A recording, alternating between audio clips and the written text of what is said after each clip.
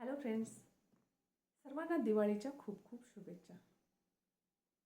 आपण प्रत्येक दिवाळीला घर सजवतो, अंगण सजवतो, घराचा कानाकोपरा स्वच्छ करतो.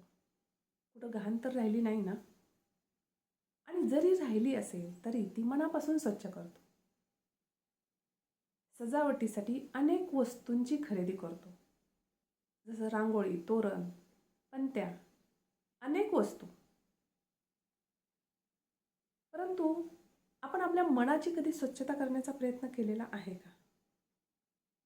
मनामध्येही कधीतरी फेरफटका मारावा आणि या 24 तासामध्ये कोणत्या कचऱ्याला मी आत जपून ठेवलेला आहे त्याला स्वच्छ करण्याची गरज आहे. जसं घर आपण रोजच्या रोज स्वच्छ करतो, आपले कपडे स्वच्छ करतो, कालची खरकटी भांडी स्वच्छ करतो, आपलं शरीर आंघोळ करून स्वच्छ करतो, दात स्वच्छ करतो, परंतु मनाला आपण पूर्ण विसरून गेलेलो आहे. जर आपण काही वेळ मनासाठी दिला आणि त्या निगेटिव्हिटीला स्वच्छ केलं तर आपलं अंतर्मन उजळून निघेल, आपला आत्मा प्रकाशित होईल. जसं बाहेर पणत्यांनी सजावट करतो तसंच आपल्या अंतर्मनात योग्य शब्द, विचार, क्रिया, भावना या पणत्यांना उजळून ठेवायचं आहे.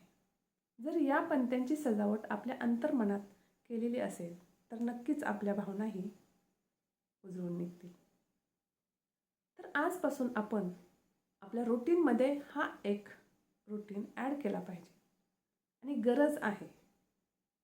जसं शरीराला आजारी पडल्यानंतर डॉक्टरकडे जातो, शरीराची काळजी घेतो, कारण उद्या आपल्याला काम करायचं आहे, कामावर जायचं आहे, आज मला बरं झालंच पाहिजे. परंतु जेव्हा मन उदास होतं त्यावेळेस म्हणत नाही आपण. मनाची काळजी घेण्याचीही गरज आहे. म्हणून आजपासून नक्की प्रयत्न करा.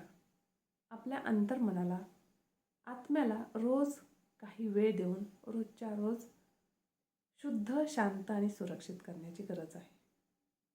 ते जर केलं तर नक्की आपला आत्मा आणि आपलं आयुष्य उजळून निघण्यास मदत होईल.